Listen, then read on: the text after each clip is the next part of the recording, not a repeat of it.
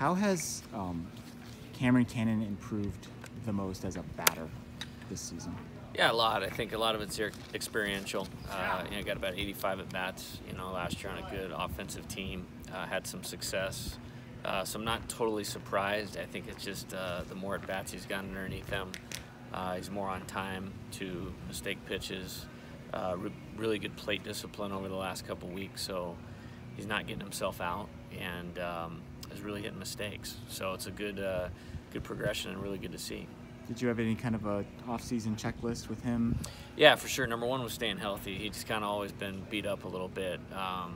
Was in and out last year. Had a hand injury at the end of the season. In the summer, he went out to the Northwoods League for a little while, but he had to come back and get surgery on that.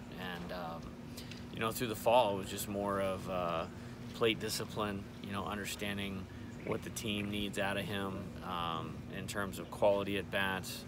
And I think it's just we've seen an uptick as the season's gone along, and frankly, I just think it's experience because he's really talented. What do you see him evolving into as a pro prospect? Yeah, I think he's arguably right now one of the best pro prospects on our team. He's got a body that I think can sustain professional baseball.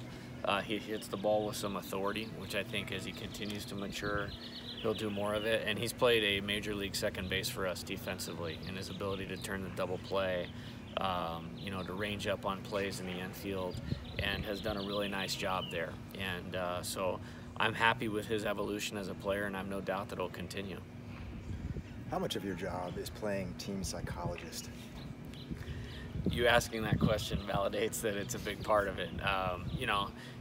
Probably in this game more than any other. In football and basketball, those are very reactionary sports where just athleticism, strength kind of take over. Here you have those 12 seconds between pitches to keep guys right or try to keep guys right, and it's a day in, day out job. And it's what makes it challenging and rewarding at the same time. What can you share about the conversation you had with Nick then on Saturday night? I just brought him in and just said, hey, you love baseball, and it's one of the things that I appreciate about you. And he's here more than any other player. He cares more than any other player.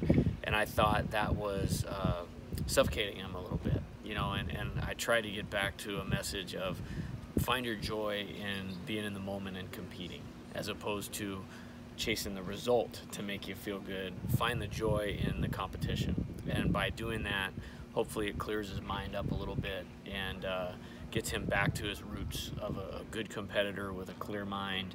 And from there, it allows his ability to take over. And, hopefully we saw some of that on Sunday, and hopefully we'll continue to see that. He's a high achiever, and, high achievers can be hard on themselves from time to time.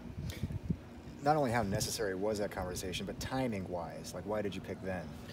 I think, he'd struggled probably for a couple weeks, and for me it had been, a little bit, I saw a lot of the pain in his face, and I felt like it was really carrying over from at-bat to at-bat.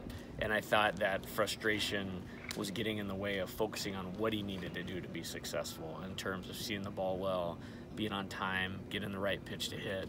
And I thought if we could just get him back locked in on those things, I think the success takes care of itself with his ability. And it was great to see that. I was really happy for him on Sunday, and obviously it was great for our team. Every year in the Pac-12, you have to schedule a series with a non-conference opponent during the conference season. How do you go about doing that, and specifically, how do you, get together with Nicholls State to produce this series that's coming up? This was an interesting one based on when it falls. There's not a lot of teams available to play, and they had a bye in the Southland Conference. We had a bye, and looking at their 5-year history, which would have been, I guess, prior to 2016, they'd had some good teams, and it just made sense. It's a good weekend for us to be home for as much as we traveled early on in the season. And so it naturally just kind of came together based on fit.